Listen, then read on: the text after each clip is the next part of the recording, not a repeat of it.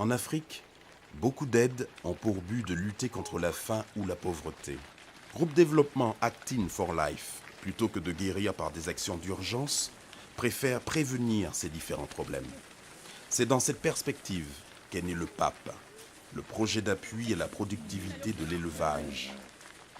Ce programme donc a été financé sur ce que nous appelons la facilité alimentaire, c'est-à-dire qu'il y a eu 1 milliard d'euros mis à disposition de 50 pays dans le monde qui souffraient, comme vous vous en souviendrez, en 2008 de la crise alimentaire et de la hausse du prix des produits alimentaires. Nous coordonnons donc la mise en œuvre du projet intitulé PAP, qui est donc un projet d'appui à l'élevage. Projet qui vise à développer la filière bétail-viande, un des piliers de l'économie des pays d'Afrique de l'Ouest comme le Burkina Faso, le Mali et le Bénin. Une filière aujourd'hui menacée par l'arrivée de viande moins chère provenant d'Amérique du Sud ou d'Asie. L'économie de ces pays risque d'être une fois encore touchée et de produire des images que l'on a déjà vues.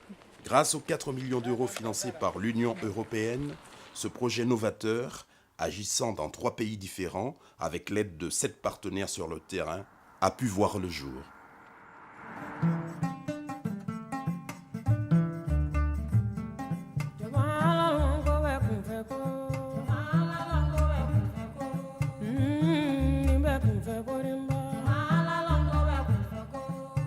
Lors de la saison sèche de novembre à juin, les pâturages perdent de leur valeur nutritive. Pour limiter les pertes de poids des animaux, les engraisser pour la revente et maintenir une production laitière, les producteurs ont recours à des compléments alimentaires. Ces derniers sont souvent rares et donc chers. Un premier résultat qui travaille sur l'approvisionnement en aliments bétail au niveau des troupeaux familiaux. C'est un gros problème à l'heure actuelle d'avoir accès à ces intrants et de pouvoir les mettre à la disposition de familles agro-pastorales qui vivent souvent en milieu rural. Le PAP a permis de rendre accessible l'aliment bétail, et notamment dans les zones enclavées en construisant 20 magasins de stockage auxquels 2000 tonnes d'aliments bétail ont été fournis, 2300 kg de semences fourragères ont été cultivées, 13 dépôts vétérinaires ont été construits auxquels 50 000 € de produits ont été livrés.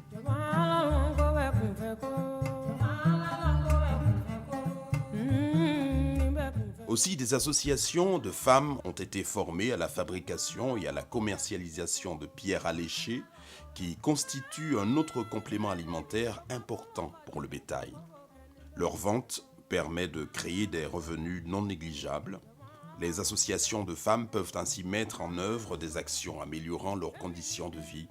Prendre en charge surtout les femmes qui sont en difficulté et les enfants.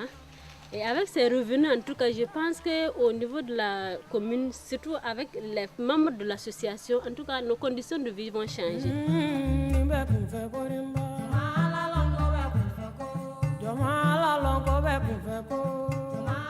Le PAP ne se contente pas de bénéfices immédiats.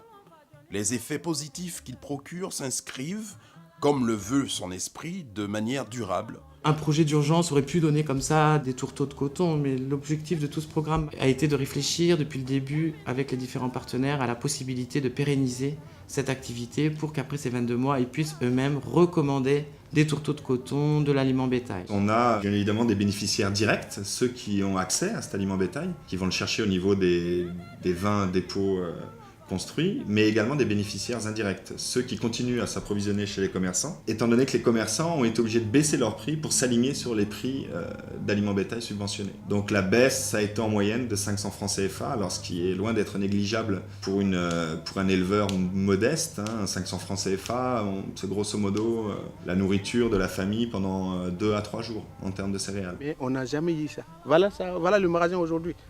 Ceux qui sont passés sont passés. Il n'y a rien. Il n'y a plus rien. Mais voilà le projet, c'est que le projet est arrivé, voilà le magasin. Voilà les femmes vous allez voir les femmes qui fabriquent de pierres à laisser là-bas. Et même si vous partez demain, nous, on peut travailler indépendamment. À cause de mais c'est à cause de ce projet, ce n'est pas à cause de ça où on allait démarrer sur ça.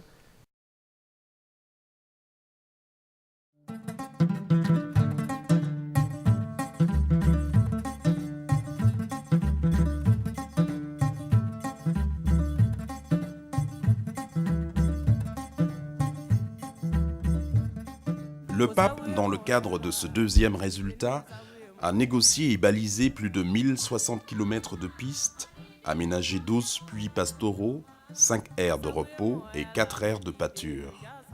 Mais quel est l'intérêt de mettre en place ce balisage ? Il ne faut pas oublier que les animaux aussi sont des ruminants, qu'ils ont besoin de leur stock de fourrage, leur ration fourragère alimentaire par jour, et donc il faut absolument qu'ils aient recours à ces ressources pastorales. Or, pour avoir recours à ces ressources pastorales, il faut absolument préserver la mobilité. En l'absence de politique foncière établie, de fréquents conflits éclatent entre éleveurs et agriculteurs qui se disputent les mêmes terres. Ces conflits créent de graves problèmes économiques aux communes et aux éleveurs. Les animaux passant sur ces axes, lorsqu'il y a des conflits, l'éleveur doit payer des dégâts occasionnés, donc parfois à hauteur de 100 000, de 200 000. Tout dernièrement au Burkina Faso, nos partenaires du RECOPA là dans l'Est sont intervenus pour un éleveur qui devait payer plus de 450 000 CFA, ce qui est monumental. Le traçage du couloir, la mise en place des balises a fait qu'il y a eu beaucoup de réduction de conflits entre agriculteurs et éleveurs. La réalité de ce couloir est un bouffe de soulagement pour nous les bénéficiaires. D'abord les bouviers n'auront plus assez de plaintes vers nous parce que cela leur permettra de circuler librement pour aller à leur destination. Aussi les paysans, une fois ils ont observé la piste, ça leur permettra d'éviter aussi de cultiver et d'avoir des problèmes avec les transhumants. Donc ça là c'est vraiment un grand soulagement.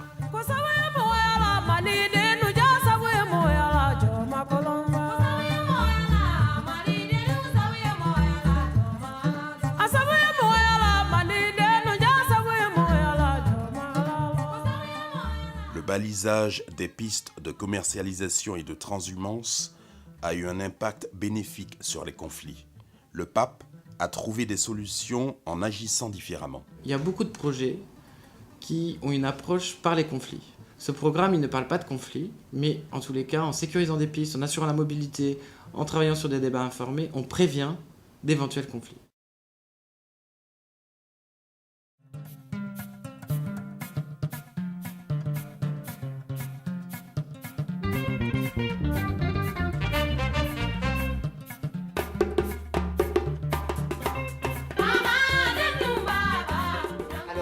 Beaucoup de marchés qui sont sous-équipés, qui travaillent dans des situations de précarité foncière où ils sont obligés de déménager régulièrement d'un endroit à l'autre. Or, ce sont les lieux où se font les transactions. C'est là où les producteurs peuvent trouver une juste rémunération de leurs revenus, mais c'est aussi les lieux de partance de ces animaux vers des convoyages, soit en camion, soit à pied, qui vont les amener jusque dans les pays côtiers. Et ce nœud stratégique était assez critique pour nous. Au Mali, au Burkina Faso et au Bénin, le pape a aménagé et équipé plus de 30 marchés à bétail grâce à la mise en place d'enclos, de bureaux, de puits et de quais d'embarquement. Mais quel est l'impact de ces marchés aménagés ? L'impact de construction d'infrastructures structurantes telles que des marchés, très important pour l'économie locale, pour les éleveurs qui positionnent leurs animaux tout à côté de chez eux, qui n'ont plus la nécessité de partir très loin. Le petit éleveur de base a une marge de négociation plus importante et peut bien évidemment faire plus facilement face aux aléas de la vie. La proximité entre les éleveurs et les lieux de vente du bétail n'est pas seulement un bénéfice pour les éleveurs. Elle permet aussi aux communes d'accroître ses recettes et donc de se développer. Ce marché va permettre d'accroître les ressources de notre commune. Nous pouvons offrir d'autres services. On peut construire les écoles, on peut faire des puits, on peut faire beaucoup d'autres choses. Par rapport aux recettes, j'ai construit des écoles et des orphelins qui sont là sans parents. Là aussi, on a un impact au niveau de bénéficiaires indirects. Tout dernièrement, là, dans l'est du Burkina Faso, dans la commune de Tantsarga, le marché à bétail vient d'être terminé et on a déjà une quinzaine de commerçants qui ont construit des petits baraquements. Alors on a des vendeuses de brochettes, on a des tresseurs de cordes.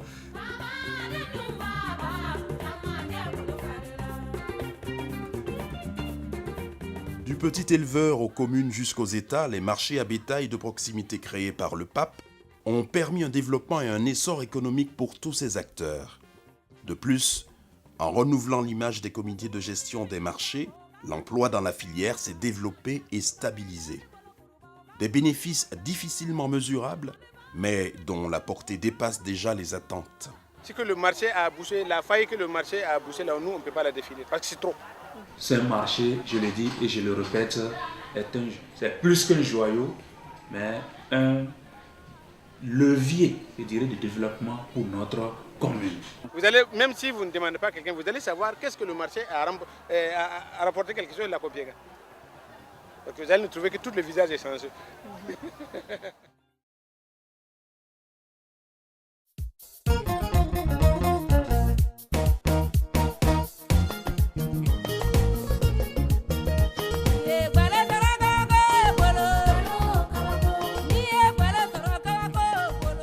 Le résultat 4 est un résultat qui est tout à fait hors norme et hors des sentiers battus, puisqu'il s'agissait de rajouter la conception, l'expérimentation, la validation et la diffusion d'un module de formation et d'animation sur les problèmes associés au commerce du bétail en Afrique de l'Ouest. Le quatrième résultat est l'aboutissement des 3 premiers résultats exposés auparavant. L'approvisionnement en aliments bétail, la sécurisation et l'aménagement des pistes à bétail, l'équipement et la gestion des marchés. C'est un travail important mené par le pape pour réunir tous les acteurs concernés par la production et la commercialisation du bétail. C'est beaucoup plus simple de faire des infrastructures, du béton, etc. Mais il ne faut pas oublier que tous ces enjeux liés au commerce du bétail, c'est vraiment dans cette notion qui est vraiment très concrète de débat informé que tout se décide. La mise en place de débats et de discussions a pour objectif une prise de conscience des forces et faiblesses de la filière bétail pour aider à faire face aux différentes menaces présentes et futures. Que sans des acteurs clés de la filière informés sur les enjeux, il est impossible d'avoir des politiques publiques adaptées. Il faut que nous nous organisons. Le problème africain, c'est comment s'organiser pour mieux nous développer. C'est ça. On peut aller plus loin, participer plus au commerce mondial, mais ça suppose même pas une réforme, une révolution dans nos manières de faire et tout. Moi, j'achète mes aliments à Fada, je viens, je vends ça au marché du Nigeria ou bien Cotonou, Lomé. Moi, je retourne. Moi, je ne sais pas maintenant quel problème a le boucher lui-même. Donc, ça m'a permis de connaître que vraiment, que le problème de cette filière-là ne se situe pas à un seul endroit. Donc, c'est le don de la filière elle-même. Plus souvent, ce qui manque à ces organisations, c'est des arguments techniques, c'est des arguments scientifiques pour pouvoir convaincre ces politiciens, ces techniciens. C'est maintenant que tout a été défini pour nous et nous avons aujourd'hui comment nous préparer aussi pour affronter la concurrence de la viande au niveau international. Et ce qui pourra contribuer à augmenter les revenus des éleveurs et des commerçants de bétail. Au final, on se rend compte que les participants au module sont réactifs, ont bien compris les enjeux. On retrouve des gens qui se satisfont de leur façon de travailler, d'une revalorisation de leur façon de produire des animaux. Ils ont montré qu'effectivement que c'est un module qui leur a beaucoup apporté. Et cela, je pense que ça a été, pour une première expérimentation, un motif de satisfaction. Et pour nous, c'est effectivement une réelle satisfaction d'arriver à cet objectif.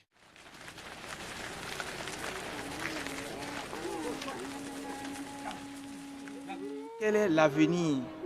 Quel sera l'avenir de cette filière pour les 10, 20 années à venir?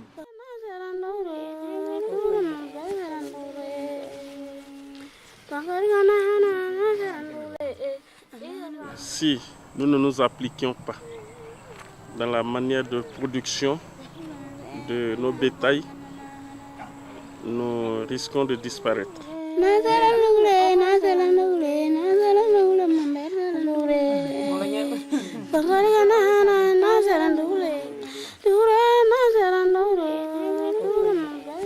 Il faut que l'Afrique de l'Ouest vraiment se prépare et améliore sa production pour être compétitif sur le plan mondial. on est là, on est avec des éleveurs, on a toujours été avec des éleveurs et on aimerait être avec des éleveurs, donc pour qu'on puisse vraiment continuer avec notre combat qui est vraiment la gestion des ressources naturelles et les espaces agro-pastoraux, vraiment pour qu'on puisse être dedans, pour qu'on puisse continuer à les faire comme on le souhaite. Nous, en tant qu'éleveurs, nous avons salué cela. Donc nous encourageons l'Union européenne à continuer dans cette orientation qui est pour nous l'orientation la plus durable en termes d'économie en milieu pastoral.